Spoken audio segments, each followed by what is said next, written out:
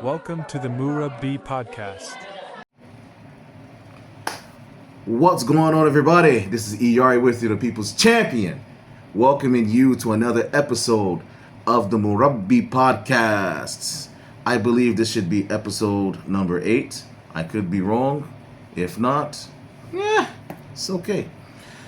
Today's podcast, I'm going to be solo. It's going to be kind of informational, and it's going to kind of dig deeper into what I'm trying to do here. And basically, I'm encouraging teachers. Not just to come into the profession of teaching and staying in the profession of teaching. I'm also encouraging teachers to not just be a teacher, but to be a Murabbi. And we're going to talk a bit longer or a bit more about what a Murabbi is, but that's basically the purpose of this podcast, that I want to promote the idea of the Murabbi. And there are many teachers that are actually Murabbis and just don't realize it. So I kind of want to awaken that spirit in people and to kind of proliferate the idea, spread it, increase in number, and hopefully that will kind of make the teaching profession a bit better, because now we're adding a spiritual dimension. And maybe for some it's not a spiritual dimension, maybe for some it's a moral dimension, if you don't want to look at things from a religious perspective. Me being a Muslim, I do see teaching as a religious obligation, and that's just my worldview. Some others don't share that worldview, but it doesn't matter. At this point, it doesn't matter, that we can all come together and try to benefit our students in whatever way we can. So, going from teacher to a Murabbi, to teach with purpose, with presence and legacy. I'm going to talk about some different issues. It's going to be a kind of a long podcast. Well, maybe about 20 minutes because I'm solo, so it'll be just me rambling a lot. But hopefully what I'm talking about will bring you some benefit, some impact. The modern dilemma that teachers are in. Why Murabbi? What is a Murabbi? The attributes of a Murabbi, the characteristics of a Murabbi, the mission and vision, practical steps to becoming a Murabbi, why this matters, from the classroom to the Ummah, and a final call to action. The modern dilemma that teachers are facing now is quite daunting and frightening. Every day, I'm sure you're hearing on the news about teacher shortages in the West, in America, in Canada, in England, in other places. You see in other places that are historically known for good education and discipline, that's breaking down. You see students beating up teachers. Now, on that note, you ain't gonna beat me. I'm just letting that know, be known now. You're not gonna beat me. Anyway, sorry. Teachers' dilemmas. The work-life balance is out of control. Teachers are feeling like they're just being asked to do too much outside of working hours. Burnout, because people are expected to do the unexpected. We're supposed to be magicians, counselors, moms, dads, big brothers, uncles, counselors, policemen, and everything else. Teachers are burning out. A disconnect with students, that there's a huge generation gap, and the difficulty in trying to reach this new generation. It's quite a task. Value neutral education, where values have been taken out of the schools, and this is due to the modern secularization. Devices in the classroom that are major distractions, phones, iPads, these things, huge distraction, and these things are quite addictive. Students are not able to focus And if you try to take the device away from them, they go crazy. It's like, somebody addicted to heroin, going through withdrawals. They just lose their minds. Society's negative view on teaching. It's not helping when people make very negative comments about teachers, that if you can't do, you teach, things like this. Just the fact that most parents, if their child told them they want to go to school to study education, the fight that would occur. Adversarial guardians. We have parents who know that their child is a demon. You know your child is a beast of the field, but yet you come to school defending that child to the teeth. Now you know good and darn well that this child is a spawn of Satan. You know that this child is a problem, but you come to defend him no matter what. And of course, child is never wrong. Child is never wrong. It's you, the teacher, is always wrong. The students themselves are aggressive. They lack discipline. They lack discipline. Very huge problem for us. Discipline is something that's supposed to be taught at home.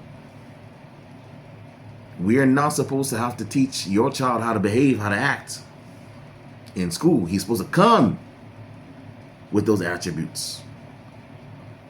And your child getting aggressive with teachers, that's a no-no. That is a no-no. Your child should have enough respect, manners, discipline, and behavior that he should know, or she should know, that you should not be trying to get aggressive with a teacher. That is completely out of bounds. And of course, the major problem that we face as teachers is the huge salaries. We make so much money that we do not know what to do with it. Quite a shame. Now, we could go on and on and on and on with the problems that teachers are facing today, but there's no benefit to that. What I've laid out here is enough for us to discuss and to really understand that there is a problem. There is a problem that teachers are facing. The teaching profession is not easy. It's not an easy job. And the proof of it is COVID. Y'all remember when you found out that your little child was a demon, and you were so glad to get that boy back in school. You know what I'm talking about. You did not want to teach your child because you realized how difficult it was. Once those restrictions on COVID were lifted up, you were so happy to send that boy out the door back in the classroom because you couldn't do the job. So you know that teaching is difficult. Y'all just don't want to admit it. Now, what's the solution to all this? Is there any solution? Short answer is yes. The long answer is going to be me talking to you. So, loss of morals, loss of moral anchors. Once religion was taken out the classroom, now I'm from America, and I'm not one for enforcing Christian ideas or ideals and principles upon people. But I don't believe that religion should be taken completely out of schools. Now, I realize in public schools that may present somewhat of a problem, that you don't want to enforce any one religion on people. That may be people, their family are atheists. Okay, and that's their right. But I don't believe that banning religion completely from school is the solution. Perhaps maybe they want clubs in school that are religiously orientated. I think that's fine. I think students should have that option as something to rely on religiously. So in a world that's flooded with conflicting ideologies, moral confusion, students need more than just academic content. They need more than just math, science, geography, and these things. They need people who are grounded in morality and a strong moral base, and normally that comes from religion. In my opinion, Islam is the strongest of those moral bases. But you need somebody who's going to help them with their ethics, with their values, and to give them spiritual clarity. The Murabbi does all of this. The Murabbi nurtures the mind and the soul. Overexposure to social media and false role models. This is one of the problems and the solution. Modern students are heavily influenced by influencers. If you can think a few years back, Andrew Tate was all the rage, and schools were adamant about we have to ban him and we have to make programs to deprogram our boys from this toxic masculinity and all this. Also, entertainers, sports stars, all of these people have a tremendous influence on our children. And sometimes these individuals, they promote very harmful ideologies and harmful thought processes to our youth. And our youth, let's face it, they're not mentally, they're not at a position where they can process all this information properly. They're still young, they're still developing. Their brains, they say, I haven't checked the science on this, but 25 is when a young man's brain is fully developed. So our young men are being influenced by all kinds of people on social media, some good, some bad. But the Murabbi now serves as a person who can kind of be an alternative to that. So rather than kids learning their morality from Andrew Tate, which is a horrible idea, the Murabbi steps in and gives a proper alternative. The Murabbi is positive, consistent, a real life role model grounded in spirituality, proper spirituality, in this case, Islam. The emotional neglect that we find in education, as much as people in education talk about inclusion and well-being, the fact of the matter is many of our students are not feeling included, and they're not having a feeling of well-being in school. Many students are suffering silently. They're anxious, they're depressed, they have low self-worth, they are emotionally unstable. The Murabbi provides this stability because they can be an emotional support. They can be somebody who encourages them, that shows them compassion, that shows them understanding. So the Murabbi's job here is not just grades and deadlines. It's also to look at the emotional dimension of the student. The disconnect between knowledge and action. Today's students, they may memorize facts, they may understand some things on the surface, but critical thinking is something that has been a common complaint for at least the past 20, 30 years. The Murabbi is there to help them connect what they learn to real life. What they learn, apply it to a real life situation. My tongue got tied up there for a minute, guys.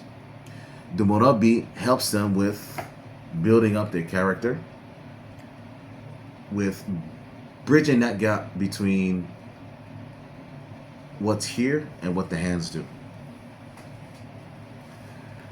The rise of identity crisis, and this for the Muslims is a very, very important issue, that many young Muslims are seeing the attacks on Islam on social media because their life is mostly on social media. So they're seeing all kinds of people from the right in America, attacking Islam left and right. You see this from the Yahud and from the British, these right-wingers really attacking Islam. And so our youth are having to grapple with this, wondering, is what these people are saying, is it true? They want to know, am I Muslim? Am I American? Am I black? For some who've immigrated from other lands. Am I Bangladeshi? What am I? They don't know. They don't know who they are socially. They don't know who they are culturally. They don't know who they are spiritually. And this is the problem, because once these are normally anchors that really ground an individual and give them a sense of community. Once those things are taken away, it's so easy to break the person down and then push them to that which you want them to do. So atheism is on the rise because our youth are battling with their identity. They don't know what they are. And so because they have this lack of identity, somebody now presents something to them.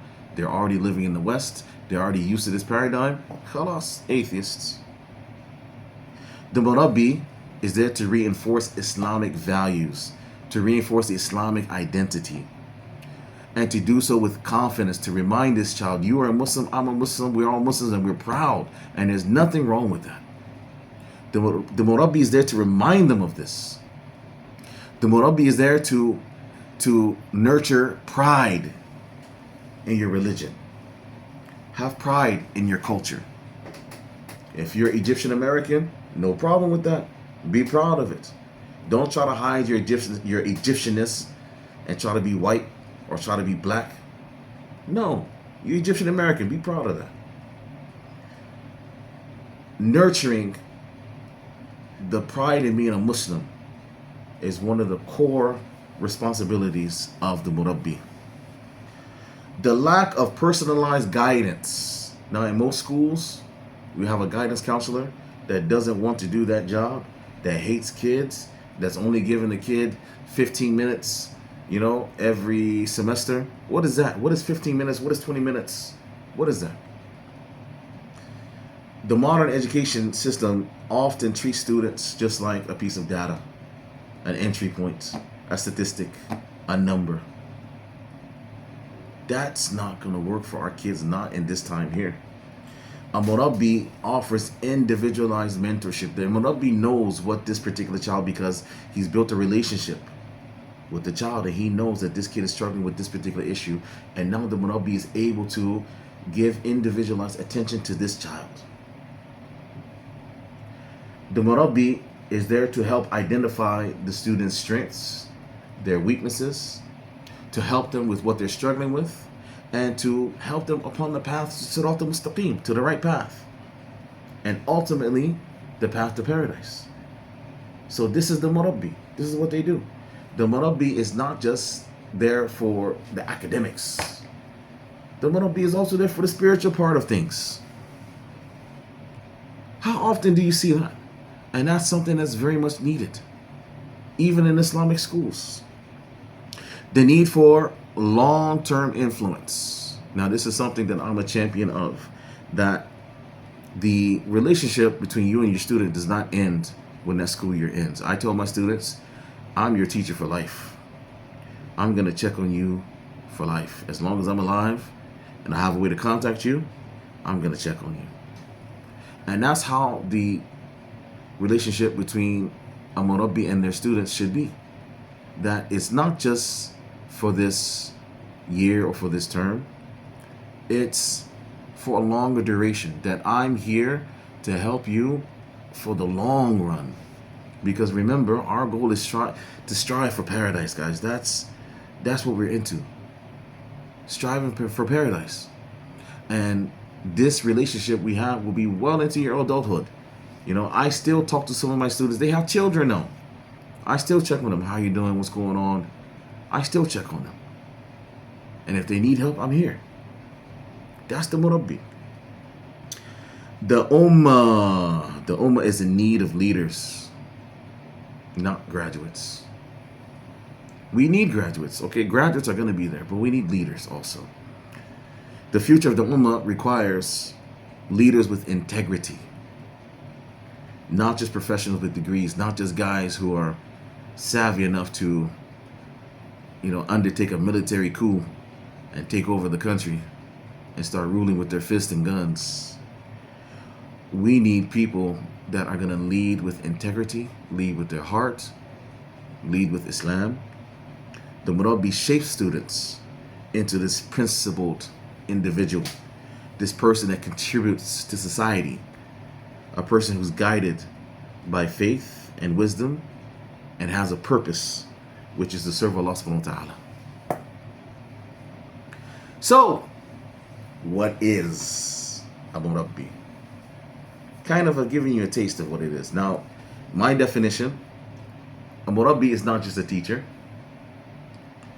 That a Murabbi means a guardian, a rearer, and it is also sometimes translated as an educationalist or a teacher. I don't think that that is sufficient. That's when we're translating it. If you go to the Arabic dictionary and you look up Murabbi, that's what you're going to find. But in the context I'm trying to present to you is that an educator that sees to the growth of a student academically and spiritually. They look at the holistic, the whole student. They look at the physical. Is this guy, does he need to go to the gym? Does he need to play sports? Is he the kind that's weak because he's, in the, hiding? And no, we look at that too. The mental, the spiritual, civic. We look at the whole thing. That's the Murabbi. The Murabbi should be wise, should be a pious person, and it should be a person that's kind and considerate. So if you're a person that doesn't like kids, please excuse yourself. Excuse yourself. Don't even be a teacher. If you don't like children, please don't come to our profession. Stay out. Go, go do something else.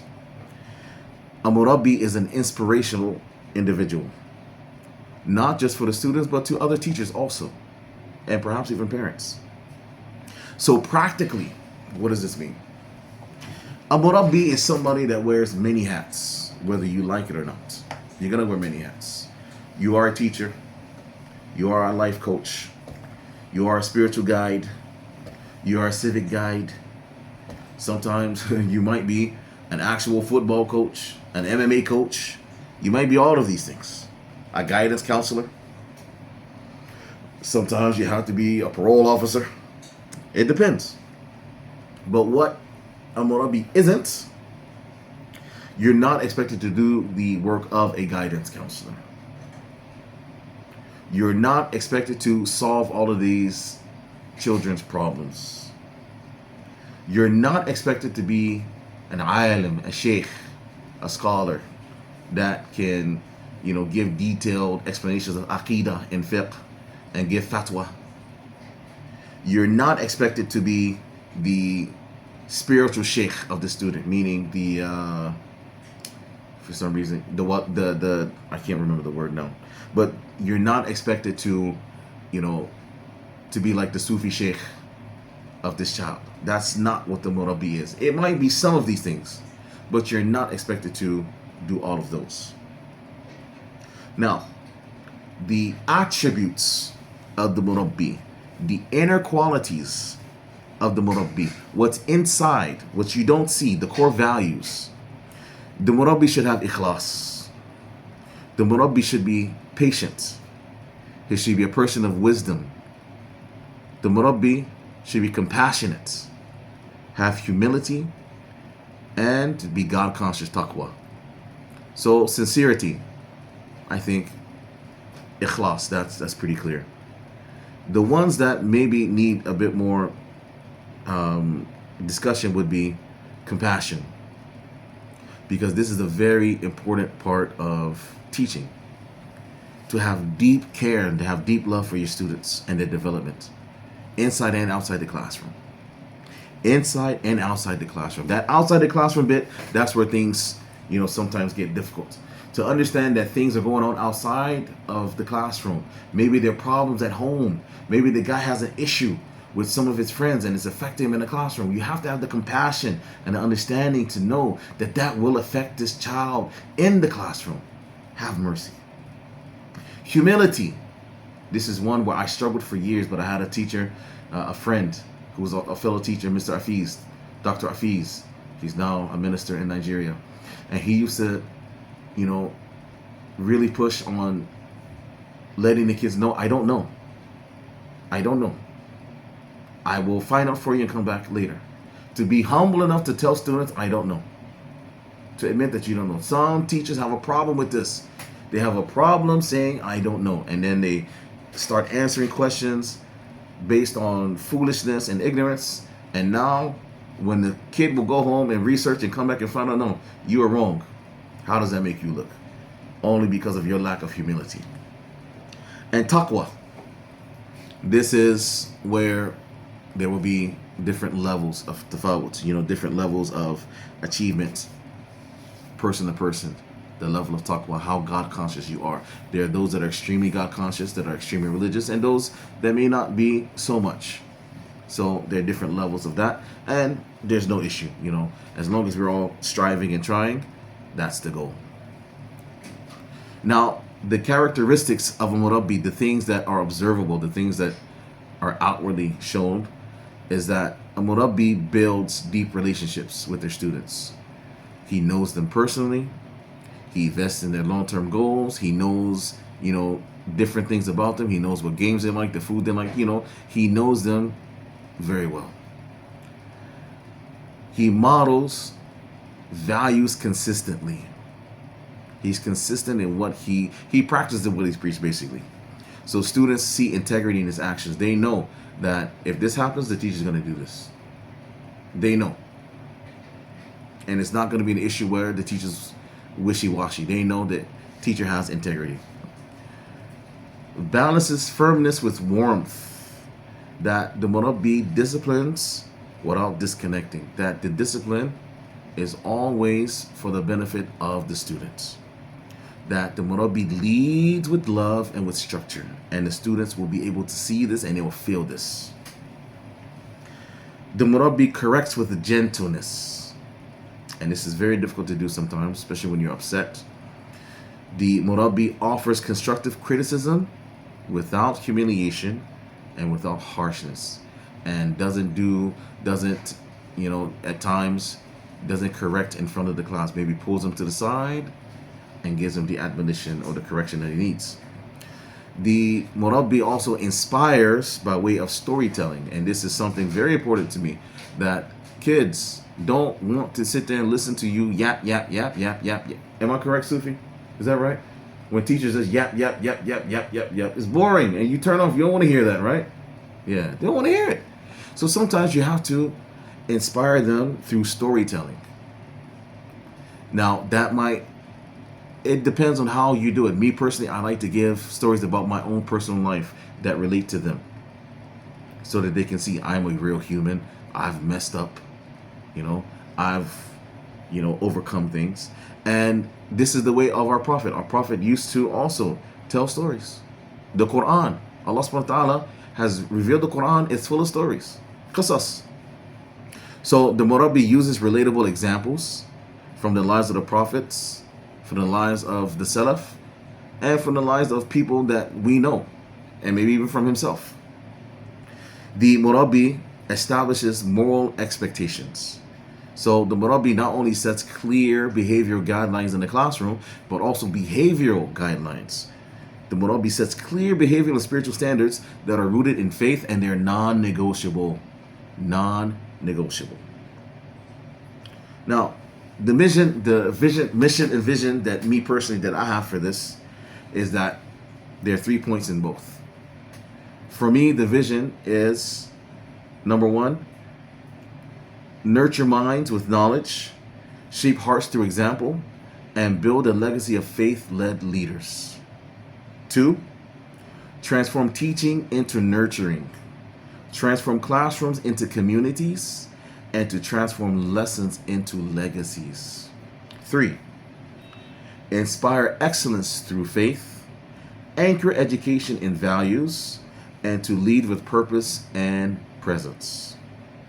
Now, on the mission side, 1, guide students beyond academics towards holistic development, embody prophetic character in the classroom, create lasting impact through Tarbiyah-centered teaching. 2, empower students spiritually, morally, and intellectually. Serve as a mentor who uplifts and cultivates, integrates sincerity, and wisdom in all lessons. 3. Cultivate students' character alongside competence. Provide guidance rooted in Islamic principles, proper Islamic principles, and to serve as a role model committed to lifelong tarbiyah. So that's my mission and vision for this. And hopefully as time goes by, that I can kind of condense these and make them more specific and make them stronger. But this is the mission and vision that I have as of now for Murabbis. Now, practical steps to becoming a Murabbi. It's all nice that we're talking these fluffy things and we're talking about, what could, what might. It's nice, but we need now practical steps. Number 1 is to review your intention, to constantly review and renew your intention. Tajdeed niyyah. This is so important. Ikhlas. That you begin every lesson, every day, with a sincere intention to teach for the sake of Allah. Now, this is very difficult because you forget. But when you forget, try to remember that you teach for the sake of Allah, not for recognition, not for that huge salary that we make as teachers that is just, just out of this world, the salary that we make, and not for the outcomes, not for the data. That we regularly remind ourselves that every class that we teach is an act of worship. And if you do this, this is now a benefit for you, that you can turn something that's rudimentary into an act of worship that inshallah can speak for you Yawm al-Qiyamah. And that every class is a potential form of da'wah. 2, the second step that you can take is to know your students personally. You got to care, number 1. If you don't, again, I'm going to say it as many times as possible. If you don't like kids, please do not be a teacher. Get out. Get out of the profession. Do you agree, Sufi? Do you agree? If they don't like teachers, they should go. If they don't like kids, they should go, right? Yes, my son agrees too. If you don't like kids, get out of this profession. We don't want you. Leave. Now, for those of you who stayed, who are with me, get to know your kids, your students personally. Learn their names.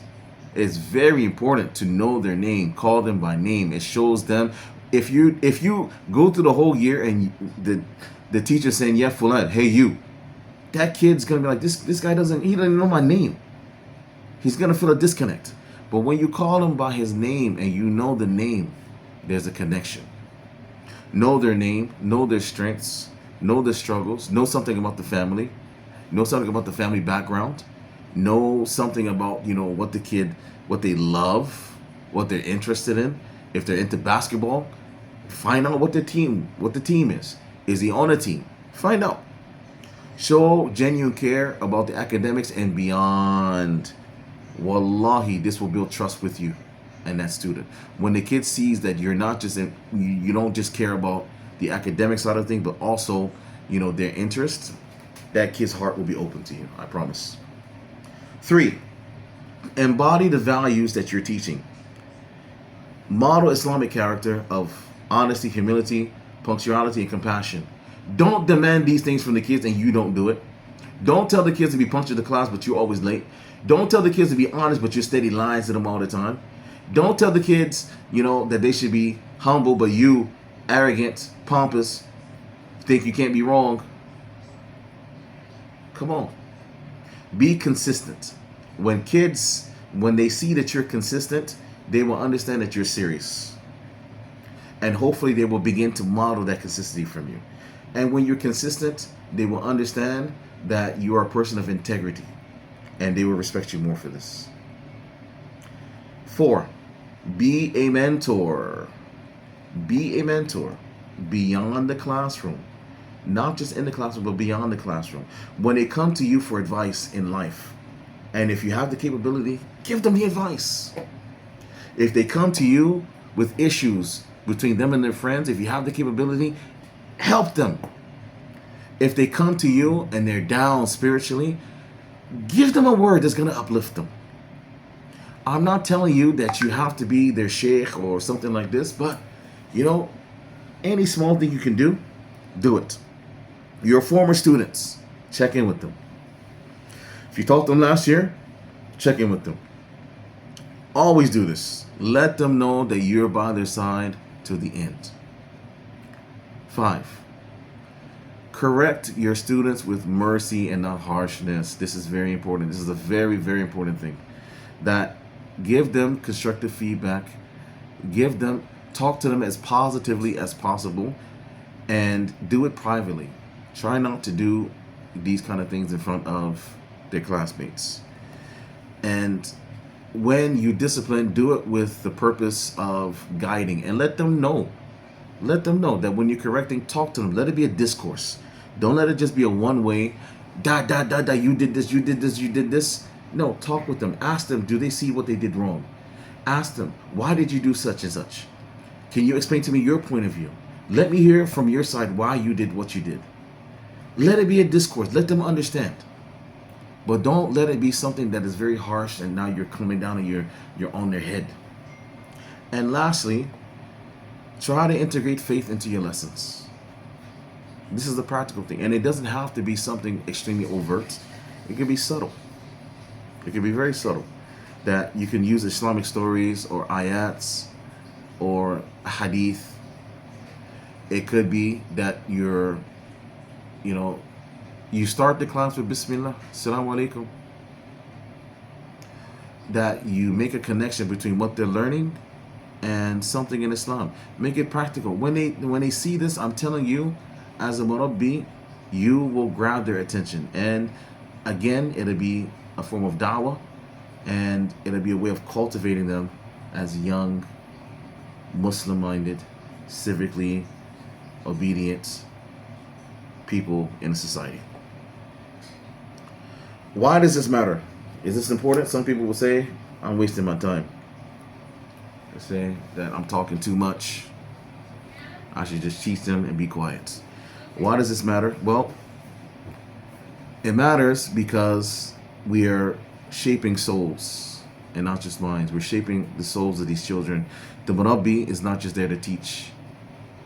He's not just there to teach information. He's there to culture and nurture the soul. And remember, this is one of the problems that we're having in society now, that we have a bunch of soulless people walking around committing the worst of crimes. You have children, 12 years old, that can shoot somebody in the face, they can take a life.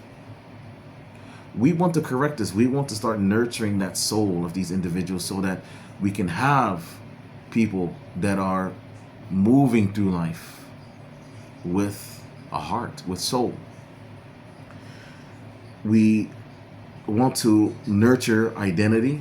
We want to give them purpose and to provide them with values that last a lifetime. 2, why does this matter? We are building future leaders. Now, I don't know if y'all are happy with the leaders that we have out there today.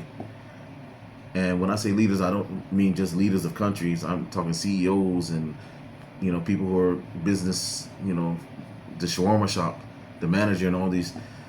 We need better leaders.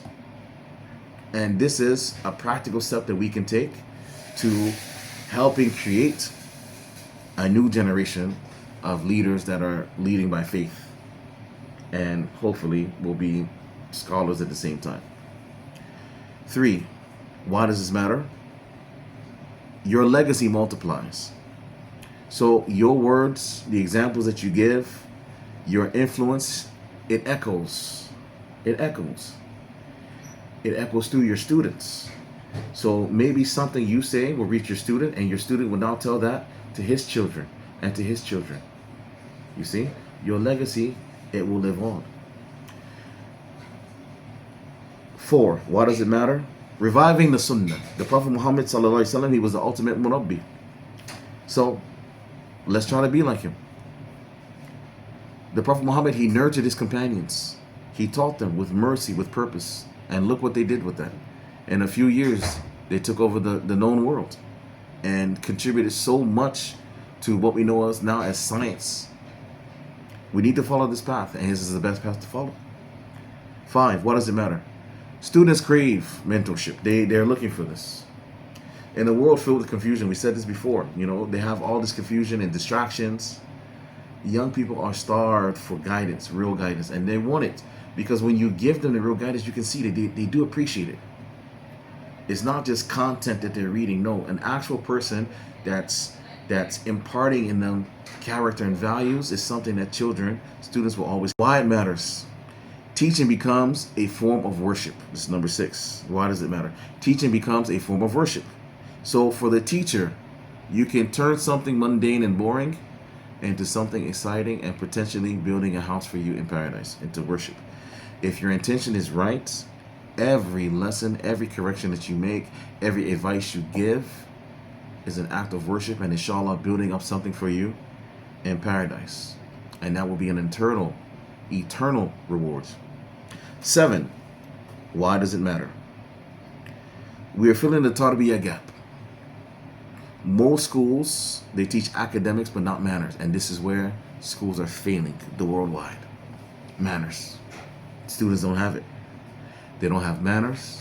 They don't have resilience. They don't have spiritual clarity. The Murabbi is there to fill that gap. Lastly, why does it matter? Leaving behind Sadaqah Jariyah. Again, you don't know your impact. It may be that one small thing that you do will grow and continue.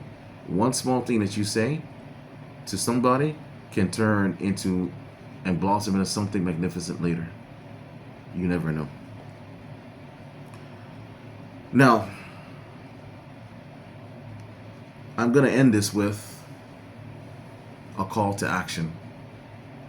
And that is for the few and the proud out there. Be more than a teacher. Be more than just a teacher.